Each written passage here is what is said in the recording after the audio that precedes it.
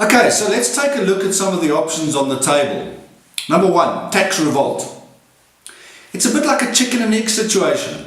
We can't take the risk of not paying tax under the current government. Do you think SARS is just going to sit back and let this happen? I think it'll get nasty. Secondly, how do you propose to get individuals and businesses to withhold the tax in the first place? People are scared. They just won't do it.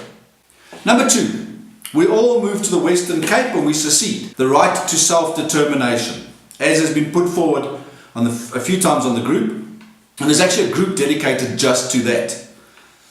Well, this is my opinion. While it's a nice thought, it's not really a practical solution. Where would we all go? What are we all going to do? What are we going to do for a living? We can't just go there and squat. So I don't know if this is a real option. Another thing worth mentioning, if we all run off to the Western Cape, what do you think is going to happen to the current economy in South Africa? It will collapse, and the rest of the useless population will just come after us again, as they're doing right now. Number three, we get some land somewhere. Somebody suggested we buy an island. But unless you're going somewhere that you know you can have accommodation, job, education for your little ones, safety, security, I don't think that's really a viable option either. Another option was suggested that we go and rope in the international community. Maybe go and have a chocochino with Donald Trump. Maybe someone will help us remove the government and restore stability to our troubled land. The simple fact of the matter, people, is no one cares. They only cared to remove apartheid, and only because that was the politically correct thing to do at the time. After that, the international community just turned a blind eye. Ons is op ons eie mense. The next option is to stand up and fight, take up arms. And I think, and many of you have said this, and I agree, this is the least appealing option. Our chances are not good. The ratio of 18 to 1 in the country is large. This would take us to rock bottom. There will be a lot of casualties, and who knows how long it's going to be. How many would lose loved ones? Certainly most businesses will cease to exist, and we may just end up being another Somalia. So as I've mentioned before, one of the options you've got is you can move to Australia, New Zealand, Canada. But how does that work?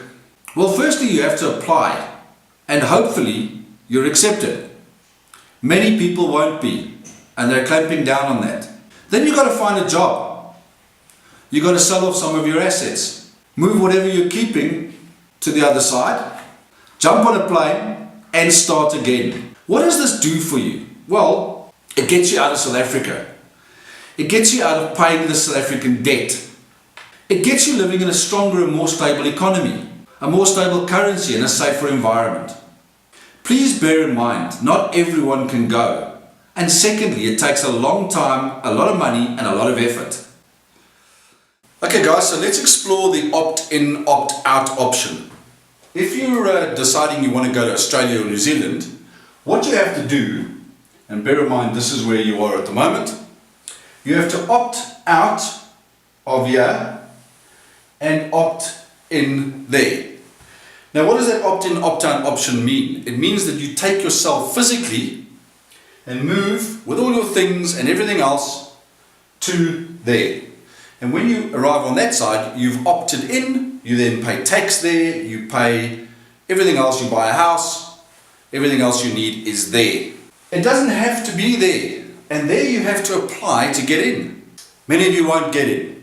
It doesn't have to be Australia or New Zealand or wherever. It can be anywhere you want. It could even be, in the ocean. You could just opt out here and opt in there. Let's assume that it isn't Australia, New Zealand, Canada, the UK, or an island in the middle of nowhere. Let's assume you could opt out and opt in right where you are. Wouldn't that be a better option? The nice thing about this is that not everybody will get in over here. Not everyone will get in over there. And a lot of people want to stay here. This option means that everybody who's already here can do it. You just have to choose. to opt in and opt out. So I need you to get your head around this concept, people. So dis belangrik dat julle kop om hierdie konsep kan kry. So it's a simple opt-out, opt-in scenario. You opt out of South Africa, you opt into Australia, or wherever it is you choose to go. What if I said that there was an option to opt out and opt in right here where you are, without having to move countries? So in terms of the options that were mentioned before, why could we not have all of them at the same time? Or at least the best part of each of them. So instead of opting out of South Africa and opting into Australia, the UK, Canada, we opt out of South Africa and stay in South Africa. I'll leave you now to get your head around that, and we'll talk again soon.